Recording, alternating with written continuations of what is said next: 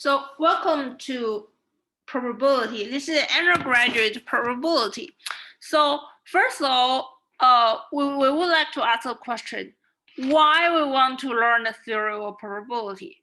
Why probability is important? Why people just develop this whole beautiful theory of probability? So because this theory could be used to solve a lot of practical problems. So let's start from some simple example. So in mathematics, I assume all of you know what a function is. So if I have a function y equals fx, if I have a function y equals fx, that means for each value x in the domain, as long as we know the correspondence rule f, for each fixed f, there's a unique corresponding y corresponding to this x. So once we know x and we know the corresponding rule f, and then we can find the unique y. So y is uniquely determined by x. Okay, however, in reality, this is not always the case. Let's consider an example. So we just roll a die. So when we roll a die, we can consider rolling a die as a random experiment. And then we roll a die, we could have 6 possible outcomes. Basically, we just find the number of dots on the face that turns up. We find the number of dots on the face that turns up. The number could be any number among 1, 2, 3, 4, 5, 6. So we have 6 possible numbers, but we cannot know for sure which face will turn up. So we don't know. So the result is random and it's determined by chance. So 1, 2, 3, 4, 5, 6, each of them has a chance to turn up, but we don't know exactly which one is. So this is a random experiment. We cannot determine which number is on the face that turn up when we do this experiment. So this is a random experiment. So another example is when we toss a coin.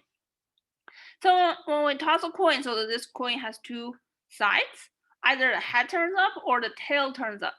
So when we toss a coin randomly, so the head has a chance to turn up. The tail also has a chance to turn up, but we never know whether the head or the tail turn up. So we cannot determine whether the head or tail turns up. So this coin toss example is again a random experiment. So we don't know for sure what the result is. So these 2 examples are examples of random experiments. So their outcome are not deterministic. So we cannot describe that by a function. So once we fix the parameter x, we are sure what the result must be. We cannot do that. So in order to study and describe such phenomenon, such random experiment, people just develop this probability theory, just like a gamble. So you never know whether you will earn or lose money. So there's a chance you can earn money, and there's a chance you can lose money. That's all possible. There's a possibility that you can earn money, and there's a possibility you can lose money. All those results are possible. There's no deterministic way to do that. So they're completely random. To deal with so in order to deal with this randomness in reality, in everyday life, then people just develop probability theory, which is a rigorous mathematical theory to deal with this random phenomenon in nature, in everyday life. Okay, so now let's first introduce some rigorous definition in probability theory. So what do we mean by a random variable, and what do we mean by a sample space? So suppose we have a random experiment, which means that we have an experiment whose outcome depends on chance. So we have an experiment whose outcome depends on chance. So we could toss a coin, or we could roll a die, or any other kind of gamble. Okay, so then we represent the outcome of experiment by a capital Roman letter X. So then this outcome of random experiment is called a random variable. So a random variable is nothing but the outcome of an experiment whose result depending on chance. So it's not a deterministic outcome. The outcome is random. So the random variable is nothing but the outcome of a random experiment. Okay, what is the sample space? The sample space is simply the set of all the possible outcomes. So if the sample space is finite, that means there are only finitely many outcomes or countably infinite. Then the random variable is said to be discrete. So discrete random variable means that all the possible outcomes, all the possible values that the random variable could take is only either finite or countably infinite. Then in this case, the random variable is said to be discrete. So basically, what do we mean by countably infinite? So countably infinite set. So countably infinite set is something like countably infinite set, and so it's something like the set of all natural numbers. So countably infinite set is something like the set of all natural numbers, like 1, 2, 3, 4, 5, 6, and so on. So basically, a countably infinite set means that the set has infinitely many numbers, but we can count the number, all the members in that set. Which one is the first one? Which one is the second one? Which one is the third one? Which one is the fourth one? So this means a countably infinite set. So countably infinite set, first of all, it's infinite set. It has infinitely many elements in the set, but we can count. So which is the first one? Which is the second one? Which is the third one? So that means countably infinite set. So if the set of all the outcomes of this random variable is either finite or countably infinite, then we say that the random variable is discrete. So then let's introduce some notations. So we use omega to denote the sample space. So omega is the set of all the possible outcomes of a random experiment. So omega is sample space. Sample space is exactly the set of all the possible outcomes of an experiment.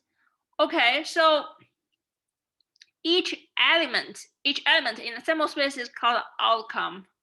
Each subset of the sample space is called an event. So an event is any subset of the sample space. Okay, so we usually use a lowercase letter to denote the outcome. We usually use lowercase letter to denote the outcome, and we use capital letters to denote an event. So we just made a definition of random variable, sample space, outcome, event. Now let's see an example. So we come back to the example of rolling a die. So a die is rolled once. So the random outcome of this random experiment of rolling a die is denoted by x. Then x could take 6 possible values, 1, 2, 3, 4, 5, 6. So this number is exactly the number of dots on the face that turns up.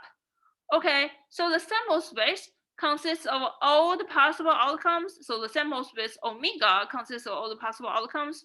So the sample space omega consists of 6 members. That's 1, 2, 3, 4, 5, 6. And for each number is the outcome. So 1 is the outcome, 2 is the outcome, 3 is the outcome, 4 is the outcome, 5 is the outcome, 6 is the outcome. So each member is an outcome. So let's consider an event. So any subset of omega is called an event. Any subset of omega is called an event. So for example, we can say an event consists of 3 numbers, 1, 3, 5. So we can say this is event that the face turns up has an odd number of dots. Or we may say that event is, or we may describe this event as x is odd. Or so when we roll a die, we have a face turns up. On that face, there's an odd number of dots. Okay, so then so we have 6 possible outcomes when we roll a die. So for 1, 2, 3, 4, 5, 6. For each one of this outcome, it has a certain chance to occur. It has certain possibility to occur. So we just assign a probability for each chance to occur. So if the die is unloaded, that means each phase has the same probability to turn up. Each phase has same probability to turn up. And then we can assign each phase the probability that each phase turns up is 1/6. Then we can assign each phase turn up is 1/6.